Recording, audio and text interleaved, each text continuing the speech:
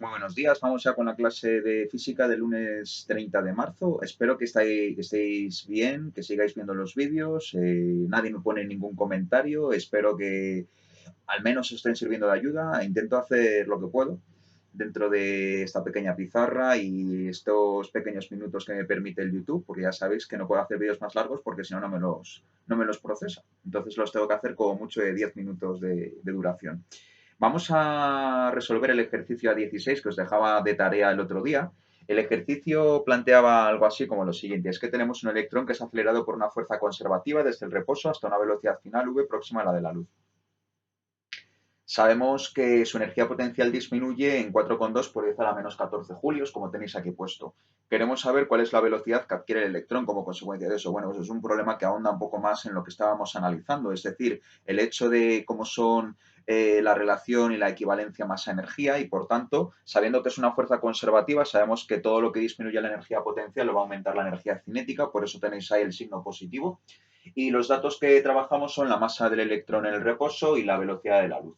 Bueno, pues lo que aquí he planteado, en caso de que tuvierais alguna duda, es que cómo se tiene que plantear lo que es la energía cinética. Y es que lo que es la energía cinética como tal, sin variación, ¿vale? La energía cinética relativista tiene que ser la variación de masa por c al cuadrado.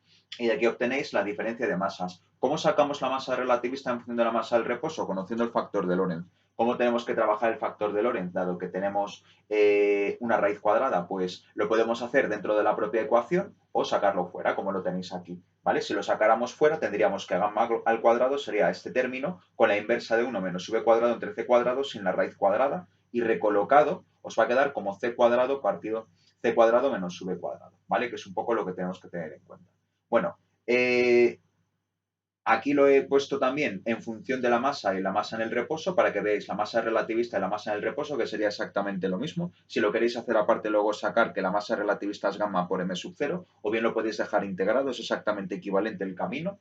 ¿Vale? Y de aquí podríais sacar el despeje de lo que os va a quedar v cuadrado. Os va a quedar como c cuadrado, factor común, 1 menos m sub 0 entre m al cuadrado, ¿vale? Ahí sustituís los datos, ¿vale? Teniendo en cuenta lo que es la velocidad, ¿vale? Y teniendo en cuenta, como habéis calculado, lo que es la masa, ¿vale? Esta masa la podéis calcular directamente conocido lo que es esa variación de energía cinética, que no deja de ser la energía cinética porque se supone que parte del reposo, la partícula, ¿vale? Por eso la podéis asimilar a la energía cinética, sabiendo que es la diferencia de masas, sabiendo que la masa en el reposo es algo conocido, de ahí podéis sacar la masa, ¿vale? Que sale 1,38 por 10 a la menos 30, se da un ligero aumento de la masa a grandes velocidades próximas a la de la luz, una vez más lo volvemos a constatar, ¿de acuerdo?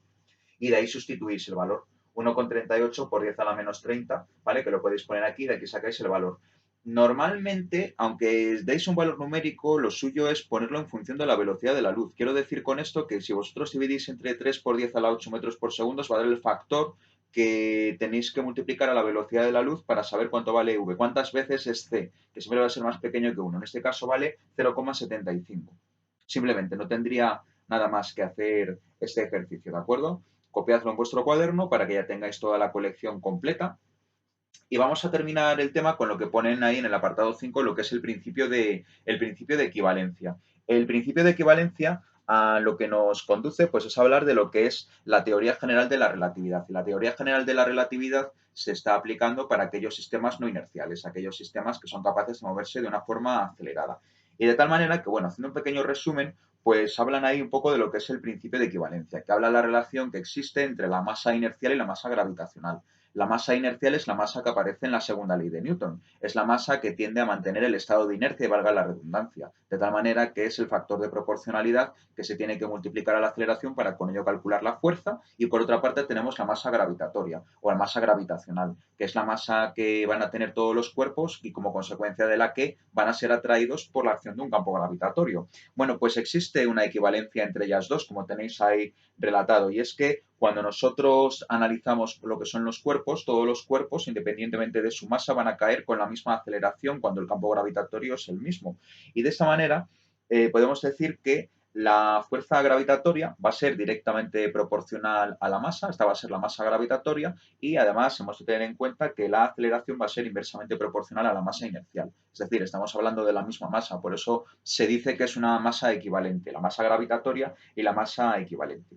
Existen una serie de consecuencias de la aplicación a lo que es ya la relatividad general, este principio establecido por Einstein en el año 1916, que son las que tenéis ahí relatadas. La que aparece en primer lugar, en primera instancia, es la desviación de la luz como consecuencia de la presencia de un campo gravitatorio. Y es que tenemos que tener en cuenta que la luz va a tener un comportamiento de masa, va a tener un comportamiento masivo, aunque sus partículas solamente van a tener masa cuando se estén moviendo a la velocidad de la luz, y entonces va a adquirir una determinada aceleración como consecuencia de la acción del campo gravitatorio. Esta dependencia del tiempo con la intensidad del campo gravitatorio es algo que se puede analizar cuando se ve una onda electromagnética, lo que es la parte de la luz de las ondas electromagnéticas. Y es que va a existir un mayor intervalo de tiempo cuando analizamos una frecuencia ondulatoria, entonces el intervalo de tiempo en estas ondas va a ser mayor cuanto más intenso sea el campo gravitatorio, lo que eso implica es que la frecuencia pues, se va a hacer mucho más pequeña. Esto quiere decir que cuando estemos en un campo gravitatorio que tenga una intensidad muy grande, es decir, que tenga un potencial muy bajo, pues, por ejemplo, un reloj va a ir más despacio que en otras zonas donde el campo gravitatorio sea menos intenso. Y esto quiere decir que si el reloj va más despacio, va a tener un mayor periodo de oscilación y va a tener una frecuencia más baja. Y este fenómeno es lo que se observa en las galaxias cuando hablamos del corrimiento al rojo, por ejemplo. ¿Vale? Bueno, pues la segunda consecuencia que podemos establecer de la teoría general de la relatividad es que el universo está en continua expansión. Hubble ya lo había confirmado estudiando el desplazamiento hacia el rojo de los espectros de las galaxias más lejanas. Y la tercera y última consecuencia que se puede analizar van a ser los agujeros negros, que fueron predichos por Oppenheimer y Snyder en el año 39, y lo que dice es que si la densidad de un objeto es relativamente grande, la atracción gravitatoria es tan enorme que para unas distancias suficientemente próximas nada puede escapar a su acción, ¿vale? Con lo cual, cuando estamos hablando de lo que es un agujero negro, pues nada puede escapar de su acción, incluso no se puede comunicar nada de lo que ocurre en su interior hacia el exterior. Bueno, esto simplemente, ya digo, han sido pequeños apuntes en relación con lo que es la teoría de la relatividad. Ya sabéis que es mucho más amplio y no nos daría tiempo a analizarlo con toda la profundidad que merece.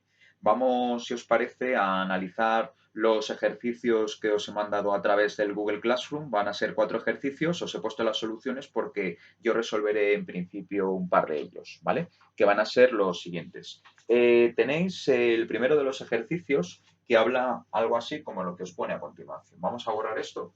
Lo que os habla, para daros una pequeña introducción, es la paradoja de los gemelos. La paradoja de los gemelos es una consecuencia del principio de la teoría de la relatividad especial, y es que dice que si tenemos dos gemelos, uno que queda en tierra y otro que viaja, en una nave que viaja a velocidades próximas a la de la luz, pues el que viaja en la nave próxima a velocidades a la velocidad de la luz va a permanecer eternamente joven, ¿vale? Frente a lo que va a ser el gemelo que queda en tierra que va a envejecer. Esa es una consecuencia clara de este principio. Vamos a verlo en este problema y nos dice algo así como lo siguiente. Vamos a borrar esto de aquí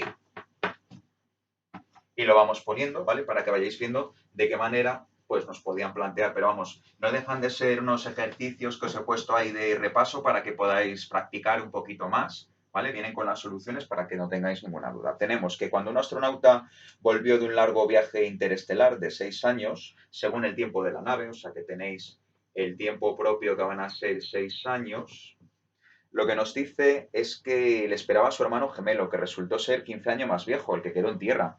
Con lo cual se experimentó una dilatación temporal, pues que van a ser los 6 años propios más los 15 años más viejos, que van a ser en total 21 años. Es la dilatación temporal que se va a experimentar. Calcula a qué velocidad se llevó a cabo el viaje y qué espacio se recorrió en él. O sea, la velocidad y el espacio recorrido. Bueno, pues vamos a ir por partes, ¿vale? Vamos a empezar por el principio.